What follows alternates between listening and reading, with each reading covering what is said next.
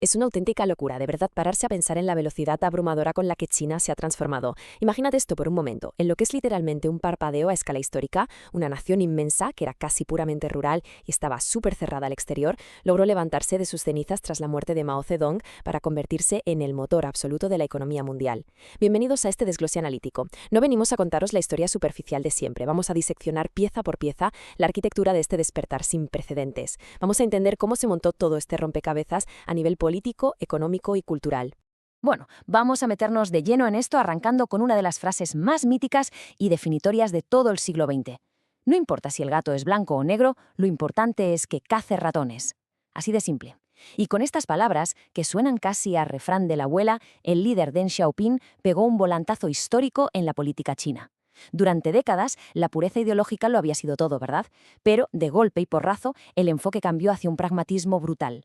Ya no se trataba de debatir dogmas inquebrantables en asambleas eternas, se trataba de conseguir resultados, sacar a cientos de millones de personas de la pobreza extrema y construir poder real y tangible. Y justo antes de seguir desentrañando este proceso tan fascinante, hacemos una pequeñísima pausa que es vital para nosotros. Invitamos a nuestra audiencia a darle like, compartir, comentar y a darle a la campanita. De verdad, este apoyo es clave para que podamos seguir investigando a fondo y trayendo estos análisis que hacen que la geopolítica sea así de accesible. Y para que no nos perdamos, vamos a usar 4 lentes analíticas súper claras. 1. El pragmatismo de Deng. 2. Orden contra reforma. 3. El regreso de Confucio.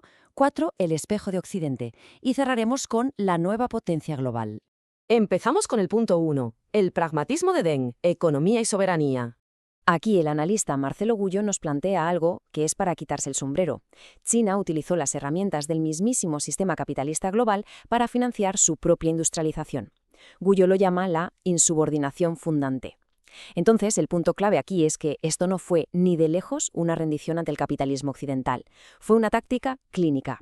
Abrieron las puertas al capital extranjero, sí, pero jamás de los jamases entregaron las llaves de su país ni el control de su sistema financiero a bancos o potencias extranjeras. Jugaron con las reglas globales, claro, pero teniendo clarísimo que el árbitro del partido seguía sentado en Pekín. Para que nos hagamos una idea del salto, el contraste es radical. En la era de Mao, el objetivo era exportar la revolución comunista, un enfoque expansivo pero que los dejaba exhaustos por dentro.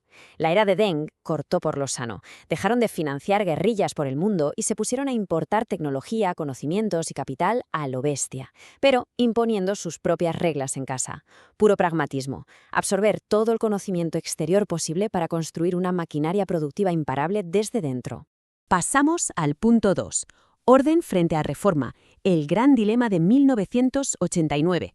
Porque claro, esta modernización a la velocidad de la luz no salió gratis. El analista César Pérez Guevara subraya el coste interno tremendo de esta apertura. Se crearon las famosas zonas económicas especiales, que eran básicamente burbujas de capitalismo salvaje controladas por un Estado totalmente autoritario. Pero claro, al entrar el dinero y las ideas de fuera, la gente empezó a pedir también libertades políticas, y esa enorme presión social fue acumulándose como en una olla a presión hasta que estalló trágicamente en la plaza de Tiananmen en el 89.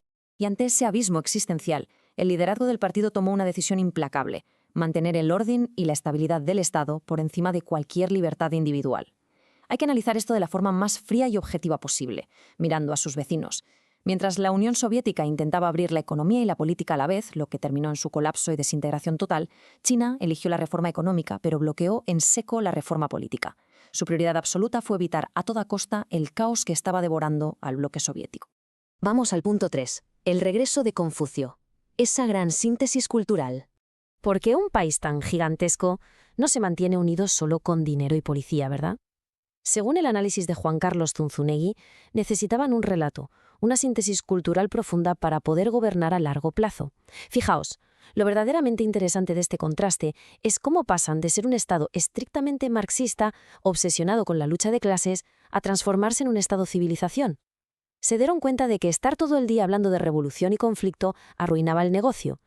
Necesitaban cambiar el motor ideológico y anclar su nuevo nacionalismo en la grandeza histórica y milenaria de China. Y así, de repente presenciamos un giro de guión brutal.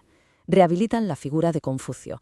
Hablamos de un filósofo que había sido súper perseguido durante la Revolución Cultural, donde sus templos fueron destrozados. Pero ahora, para sobrevivir al siglo XXI, lo resucitan. Devuelven esa mística del orden, el respeto absoluto a la jerarquía y el amor por la tradición.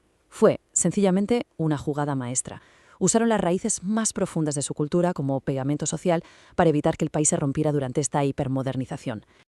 Cuarto punto, el espejo de Occidente y el gran cambio de guardia. Y toda esta enorme transformación interna no se queda solo en casa, reverbera a nivel global y actúa como un espejo.